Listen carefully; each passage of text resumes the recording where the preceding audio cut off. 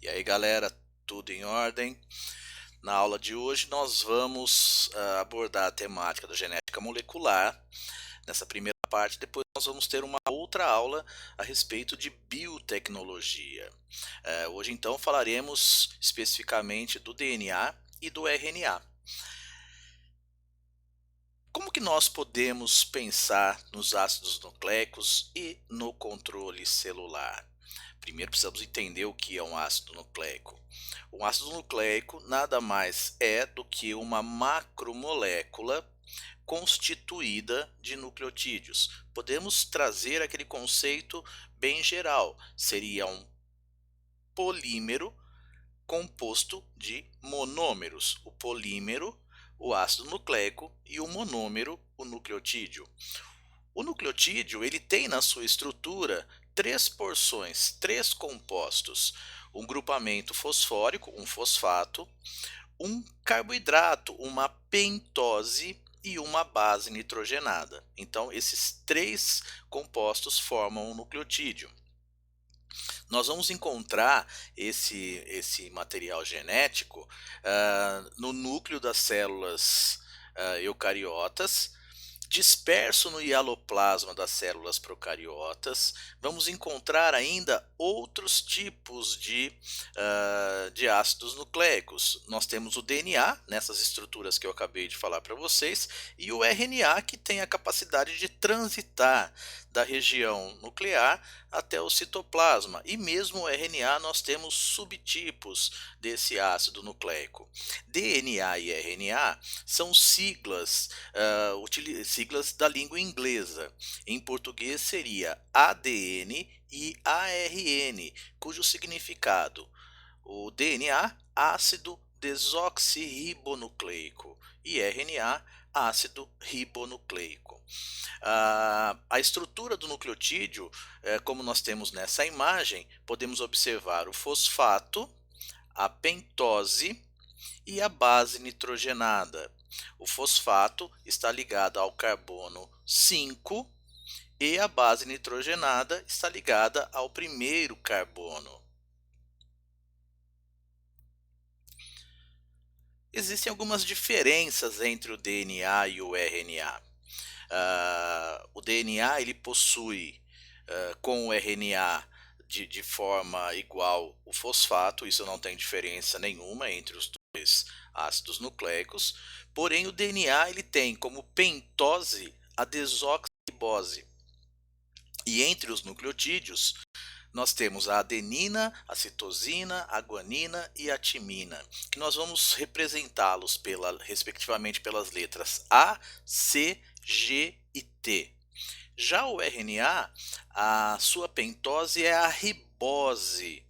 E os nucleotídeos nós teremos adenina, citosina, guanina e uracila. Adenina, letra A, citosina, letra C, guanina, letra G e uracila, letra U. A uracila é uma base exclusiva do RNA, assim como a timina é uma base exclusiva do DNA. Entre a ribose e a desoxirribose existe uma diferença estrutural, uma diferença na sua estrutura química. Se nós pararmos para pensar, desoxi seria a retirada de um oxigênio. O que nós observamos nessa imagem? A ribose existe no carbono 2 a presença de um grupamento OH. A perda desse oxigênio mantém somente o hidrogênio na ligação. Então a ribose, perdendo um oxigênio, ela passa a ser denominada desoxirribose. Vamos agora falar especificamente do DNA. O DNA ele foi entendido como a molécula, estruturalmente como a molécula que transmite as características hereditárias, num trabalho apresentado em 1953 por dois cientistas, o James Watson e o Francis Crick. Nesse processo de estudo, houve a colaboração, a presença fundamental de uma cientista chamada Rosalind Franklin, que conseguiu uma imagem utilizando uma técnica de difração de raio-x, observando uma imagem do DNA. Infelizmente, ela não foi reconhecida como uma das participantes da descoberta do DNA. Isso ficou todo o trabalho como sendo do Watson e do Crick, o qual eles receberam o prêmio Nobel por esse trabalho. Eles chegaram à conclusão que o DNA ele era formado por cadeias complementares helicoidais, então numa forma de hélice, e tendo a ideia, fazendo uma analogia de uma escada retorcida. Essa escada retorcida ela teria na estrutura do corrimão a presença dos fosfatos e da pentose, no caso a desoxirribose. E os degraus dessa escada seriam constituídos pelas bases nitrogenadas. Aqui nós observamos o James Watson e o Francis Crick com o seu modelo da estrutura do DNA. E aqui duas imagens. A figura 1, um esquema ilustrativo, já bem mais especificado com o nome das bases. E a figura 2, a imagem que foi apresentada no trabalho de Watson e Crick. E a estrutura química? Quando nós pensamos na estrutura química, nós remontamos ao nucleotídeo, que é a base, que é o monômero. Então nós temos aqui a estrutura do fosfato, o grupamento fosfato, ele fica ligado ao carbono 5. Temos a desoxirribose e ligado ao carbono 1 nós vamos ter as bases nitrogenadas. Essa estrutura do nucleotídeo faz com que nós tenhamos o modelo da dupla hélice, e esse modelo nós temos sempre algo importante a ser observado, que é o posicionamento das fitas de DNA, que essas fitas elas estão posicionadas de forma invertida. Conseguimos observar isso no posicionamento do fosfato. Então aqui nós temos a ligação no sentido 5', que é o carbono que ela se liga, em direção ao carbono 3'. Aqui nós temos o sentido 3', 5'. Isso é importante porque quando nós formos abordar a duplicação do DNA, essa relação 5', 3', ela vai ser fundamental para que a gente possa entender o sentido da duplicação. Aqui nós observamos também as bases nitrogenadas. Reparem que nas bases nitrogenadas nós temos um pareamento dessas bases com bases diferentes, seguindo pares que são complementares, e também temos diferença no número de ligações de hidrogênio, que nós vamos abordar agora. Esse pareamento das bases segue-se uma regra. Qual é a regra? Entre as bases nitrogenadas, nós temos dois tipos, que são as bases púricas e as bases pirimídicas. As bases púricas são adenina e guanina, enquanto as pirimídicas, citosina e guanina. Então a base pirimídica são a timina e citosina. Então, retomando, base púrica AG, pirimídica CT. A ligação é sempre feita entre uma base púrica e uma base pirimídica. Então, nós vamos ter o par AT e o par CG. Esses pares, eles estão sempre ligados através de ligações de hidrogênio. Então nós podemos observar aqui a ligação entre adenina e timina. Nós vamos ter entre adenina e timina duas pontes de hidrogênio, duas ligações de hidrogênio. Já entre a guanina e a citosina, nós teremos três ligações de hidrogênio. Então, as AT, duas bases, CG, três ligações, AT, 2 ligações, CG, 3 ligações. Como ocorre a duplicação? Sabemos que o DNA ele é responsável pelo controle de toda a atividade celular e ele possui, se a gente pudesse fazer essa analogia, a receita do funcionamento de cada uma de nossas células. Porém, quando essas células vão se dividir, cada uma delas tem que conter todo o conjunto dessa receita. Poderíamos fazer novamente uma analogia que a célula nova tem que ter todo esse arquivo de informações. Então é fundamental que o DNA sofra essa autoduplicação. Dentro dessa perspectiva, o modelo proposto pelo Watson e Crick, ele explica a duplicação dos genes. As duas cadeias de DNA, elas se separam, cada uma dessas cadeias orienta a fabricação de uma metade complementar. Dois cientistas, o Mendelssohn e o Stoll, confirmaram que a duplicação do DNA é semiconservativa. O que se entende como duplicação semiconservativa? Uma das fitas se mantém como uma fita antiga, que é a fita molde, e a partir dela será formada uma nova fita, que é a fita complementar. Então, cada nova fita de DNA, ao final de um processo de duplicação, apresenta uma fita antiga e uma fita nova, portanto, conserva-se uma das fitas antigas. Nós vamos observar um vídeo que mostra esse processo de duplicação do DNA.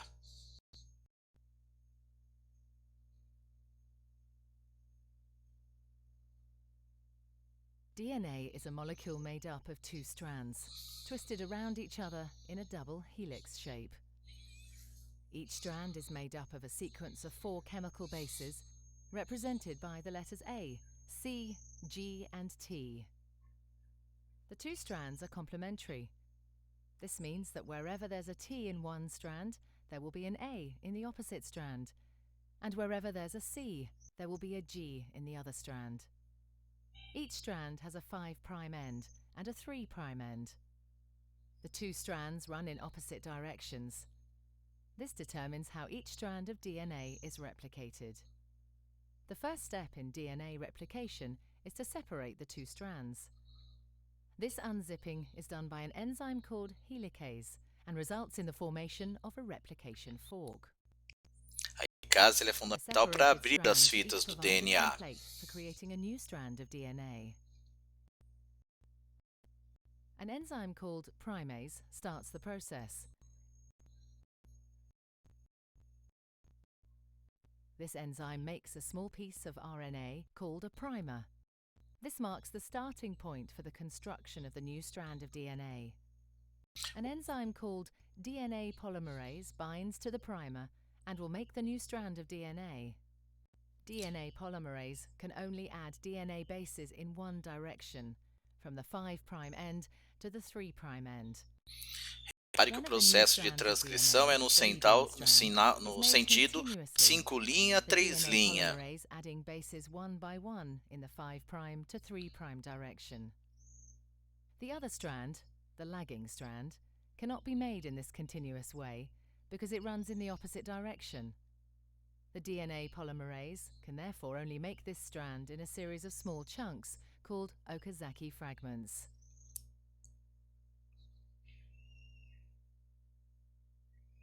Each fragment is started with an RNA primer. DNA polymerase then adds a short row of DNA bases in the 5' to 3' direction. Repare que ela continua fazendo no sentido 5' 3'. The next primer is then added further down the lagging strand. Another Okazaki fragment is then made, and the process is repeated again. Ela vai realizando o processo aos poucos. The enzyme exonuclease removes all the RNA primers from both strands of DNA. Another DNA polymerase enzyme then fills in the gaps that are left behind with DNA.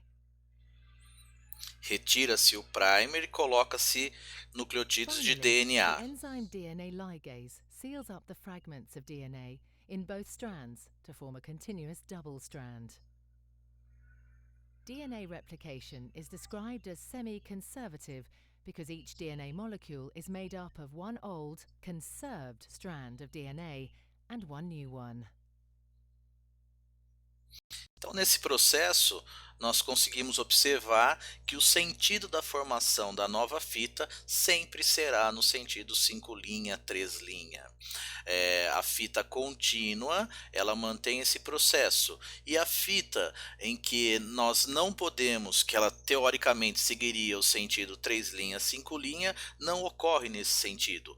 Ocorre sim no sentido 5 linha, 3 linha, mas através de trechos, onde coloca-se o primer, monta-se o DNA, um novo primer e assim vai sendo montado. Cada trecho desse é denominado fragmento de Okazaki. Posteriormente, como nós vimos, retira-se o primer de RNA, substitui-se por nucleotídeos de DNA. Isso é feito a ligação desses trechos, desses fragmentos, e nós temos aí a finalizada a duplicação do DNA.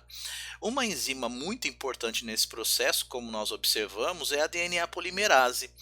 Não existe só a DNA polimerase, mas ela é importante porque ela é responsável por colocar os nucleotídeos. Nós estamos falando então de um polímero de DNA, por isso o nome da enzima DNA polimerase. Aqui nós observamos uma imagem simulando esse processo.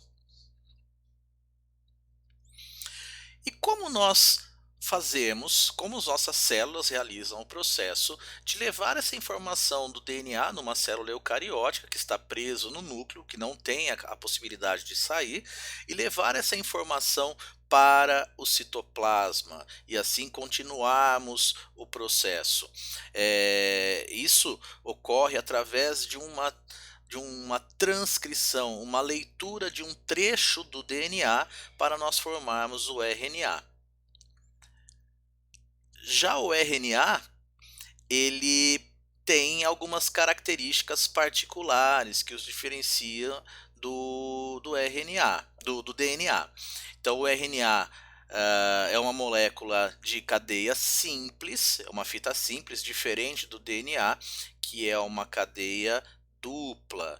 Então, nessa imagem, nós conseguimos observar a estrutura do DNA, que está à esquerda, com a sua fita dupla, e o do RNA com a fita simples, também uma fita helicoidal, porém apresentando aqui sua base nitrogenada exclusiva, que é a uracila. E nós não observamos nessa estrutura, que estaria aqui no corrimão, que seria a sua pentose, no caso, a ribose. Existem vários tipos de RNA. Nós vamos nos prender a 3 tipos, que são os 3 tipos que são fundamentais para o processo de síntese proteica que nós vamos abordar um pouco à frente. Esses 3 tipos, eles vão se diferenciar pelo peso molecular. Nós vamos ter o RNA ribossômico, que pode ser indicado como rRNA ou RNA-R, o RNA mensageiro, também chamado de mRNA ou RNA-M, e o RNA transportador, tRNA ou RNA-T. O de maior peso molecular é o RNA ribossômico, ele constitui a maior parte do peso de um ribossomo, e ele está relacionado, o ribossomo, ao processo de síntese proteica. Já o RNA mensageiro é o que tem o peso molecular intermediário, ele que vai carregar a informação que foi transcrita lá do RNA. E finalmente o RNA transportador, que ele é o que tem menor peso molecular e a sua função é transportar os aminoácidos que formarão a futura cadeia polipeptídica. Então, nessa imagem, nós conseguimos observar o DNA, o processo de transcrição com o RNA mensageiro no interior do ribossomo, se encontra o RNA ribossômico e aqui os RNAs transportadores, trazendo os aminoácidos que estão aqui indicados com essa esfera verde, trazendo até o ribossomo, que é o local que ocorre o processo de síntese proteica. A transcrição, ela efetivamente ocorre também com arcabouço enzimático. No caso, nós vamos ter uma enzima denominada RNA polimerase. Haverá a abertura da fita do DNA e nós vamos copiar um trecho do DNA. Não é copiado todo o DNA, mas sim um trecho.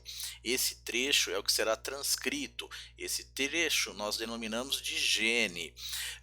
Observem que o processo ele é muito rápido e somente uma das fitas será copiada, que nós chamamos de fita molde para a produção do RNA. Então nós vamos observar um vídeo que mostra, simula esse processo. Então nós observamos aí o DNA que está em rosa e já um conjunto de enzimas que se forma no ponto para o início da transcrição. Um conjunto enzimático vai ser formado e a partir desse ponto é que ocorrerá o processo de transcrição.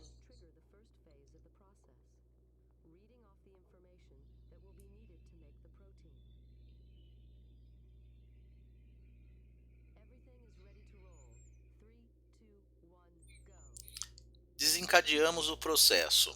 Observe que nessa estrutura enzimática está sendo formado um filamento de cor amarela. Esse é o RNA mensageiro.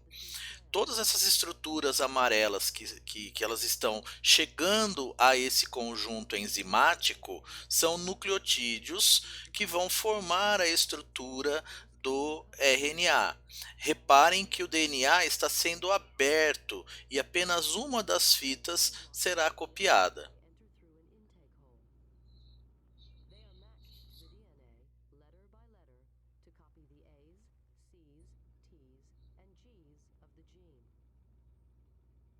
Nós teremos nesse momento a substituição da letra T pela letra U. A substituição, quando no DNA se encontra adenina, ao invés de parear com timina, será colocado uma uracila.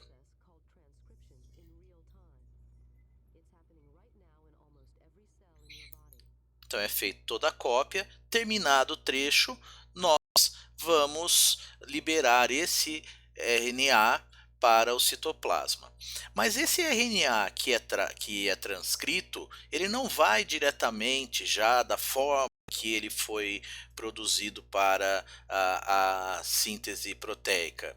Ele passa por um processo que nós poderíamos dizer de purificação, a retirada de trechos que não transcrevem nenhuma informação. As regiões do RNA que elas são codificantes, e isso apresenta também essas regiões no DNA, nós chamamos de exons. E elas ficam intercaladas por regiões que não codificam nenhuma informação. Esses são os introns. Alguns estudos colocam que os introns seriam um DNA lixo, um junk DNA, mas eles não têm nenhuma informação para o processo de síntese. Então, inicialmente, quando se faz o processo de transcrição, copia-se tudo, os introns, os exons, porém esse RNA ele passará por um filtro, retirando os introns e mantendo apenas os exons. Então nós vamos ter uma diminuição do comprimento dessa molécula, justamente porque parte da sua constituição é perdida. Nós observamos então nessa imagem um DNA com os seus exons e os introns. Quando é feita a transcrição, nós vamos ter esse RNA puro. Quando se perdem os introns, nós temos aqui sim o RNA mensageiro. E essa informação, ela é feito o que com essa informação do RNA que foi retirada do DNA? Nós temos que entender que temos uma sequência de letras. Temos agora um código e esse código ele tem que ser decodificado. Para que nós possamos entender o que é o código genético, faremos uma analogia. Existe uma mensagem genética que está no DNA. E ela é formada por um alfabeto de 4 letras, que seriam as bases nitrogenadas: adenina, timina, citosina e guanina. Essas 4 letras, a combinação delas, formará palavras que vão ter significado. Essas palavras serão os aminoácidos. Cada proteína formada, lembrando que a proteína é formada por uma sequência de aminoácidos, cada proteína corresponde a uma frase formada com essas palavras. Ah, mas aí fica um sentimento, né? Como ocorre a formação dessas palavras se nós temos 20 aminoácidos e temos uma quantidade grande de bases? Se nós observarmos nessa imagem, nós vamos aqui observar uma molécula de DNA e alguns genes. Pegamos o trecho desse gene 1. Então, essa seria a cadeia ativa do DNA. Pelo processo de transcrição, nós teremos o RNA mensageiro. A cada 3 bases nitrogenadas, então, que nós chamamos de trinca, nós chamamos de códon. Cada 3 bases nitrogenadas, ela tem a informação para um respectivo aminoácido. Então, esse código UGG codificará triptofano.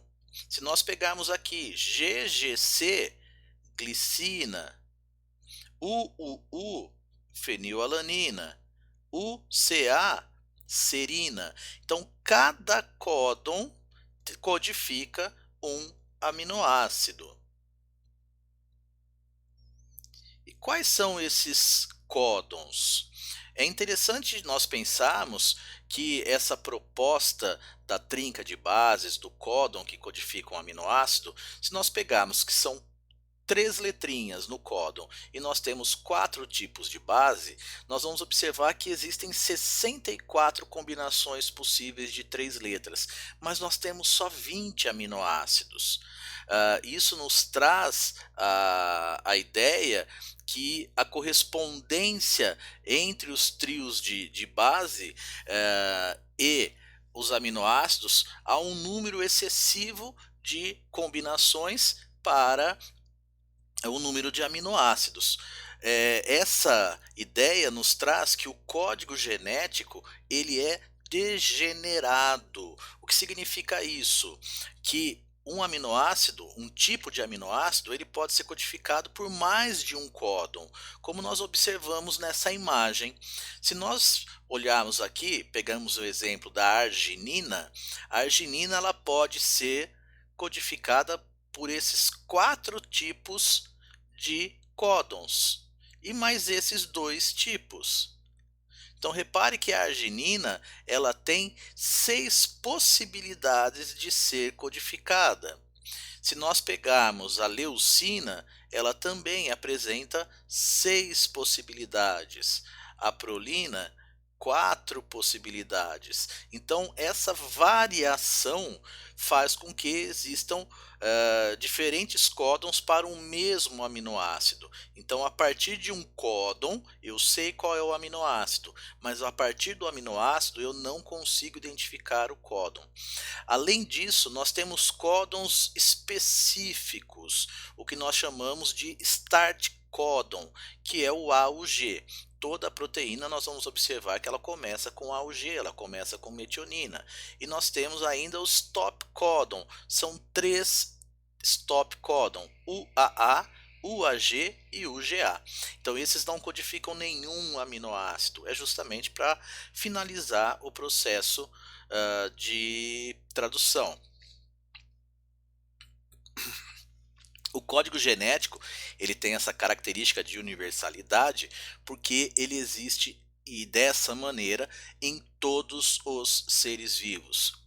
desde um organismo procariótico, um vegetal, um fungo, um protozoário, um animal, todos apresentam esse padrão de codificação.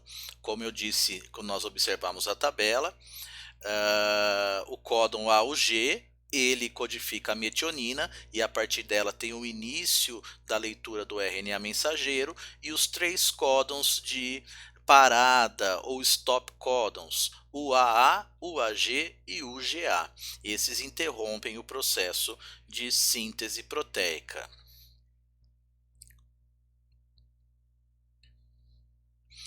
Dessa forma, nós vamos para o último tópico, que é a tradução. Tradução é o termo utilizado para designar o processo de síntese proteica. Esse processo ocorre no citoplasma e nós vamos ter aí alguns personagens nesse processo, que são os RNAs, no caso o RNA mensageiro, o transportador e o ribossômico, e nós vamos ter os aminoácidos.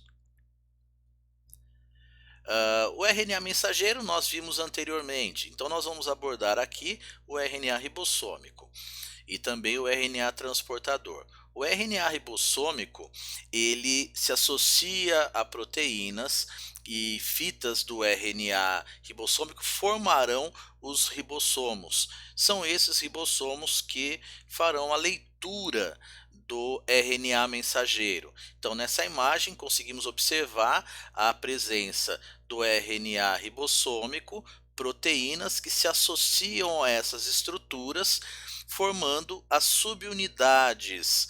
No caso aqui, nós temos a subunidade 60S e a subunidade 40S. Essa é a unidade utilizada no processo de centrifugação para observação do peso molecular dessas estruturas. Então nós temos aqui o ribossomo, que ele apresenta duas subunidades. Já o RNA transportador é aquele que tem a responsabilidade de transportar os aminoácidos que estão dispersos no citoplasma até a estrutura ribossômica, para que haja a formação da cadeia polipeptídica, para a formação da nova proteína. Então são moléculas de RNA com fita simples, de pequeno tamanho, elas têm em torno de entre 75 e 85 nucleotídeos. E elas se dobram, essa fita ela se dobra sobre si mesma e vai adquirir um formato de uma cruz. Duas regiões são importantes na estrutura do RNA transportador: o local em que se liga o aminoácido e o local da estrutura do RNA transportador que se ligará ao RNA mensageiro. Essa região que se liga ao RNA mensageiro nós chamaremos de anticódon. As três bases nitrogenadas presentes nessa região que se liga ao RNA mensageiro recebem o nome de anticódon.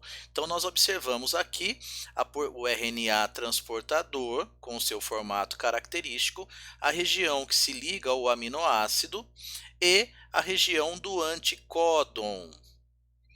Nós teremos a ligação nessa região, são três bases nitrogenadas. Repare que o códon é GCC e o anticódon é CGG, faz o pareamento contrário do que existe no códon. E como ocorre o processo de síntese proteica? Nós vamos observar que esse processo ele consiste na leitura do RNA mensageiro pelos ribossomos, decodificando essa sequência de códons, e a cada códon será recrutado um RNA transportador que trará consigo um aminoácido. Esses aminoácidos serão deixados nessa estrutura, nesse conjunto de RNA ribossômico no ribossomo e do RNA mensageiro, será deixado nessa estrutura e outros chegarão formando essa sequência de aminoácidos. Isso é fácil de se observar. Nós vamos ter na região do ribossomo três sítios: o sítio A, que é o sítio de aquisição, o sítio P, que é o sítio de parada, e o sítio E, que é o sítio de saída. Então, nesse vídeo, nós conseguiremos observar esse processo. Isso ocorre numa célula procariótica. Nós observamos a fita do RNA mensageiro, a porção menor do RNA ribossômico, do ribossomo, a estrutura maior, a subunidade maior e um RNA transportador, já carregando uma metionina, com o códon inicial AUG. Repare que nós vamos ter aí três sítios ativos, onde ele se liga, que é o sítio de parada, o sítio de chegada e o sítio de saída, sítio A, sítio P e sítio E. Com a chegada, nós temos o sítio de aquisição livre. Vem um RNA transportador como seu anticódon que se encaixa perfeitamente. Nesse processo, como nós já temos ocupado, o aminoácido que estava lá no sítio P passa para se ligar ao aminoácido que está no sítio de chegada. Como o RNA transportador está livre, ele vai até o sítio de saída e vai ser liberado dessa estrutura. Com esse movimento do RNA mensageiro sempre no sentido 5' 3', o sítio de chegada ele fica livre e um novo RNA transportador pode se ligar. A estrutura dos aminoácidos, elas serão transferidas para o aminoácido que deu a chegada, que teve a chegada, e o RNA transportador que está livre será liberado no sítio de saída. E o processo ele se mostra nessa sequência, como se fosse uma linha de produção de uma cadeia polipeptídica.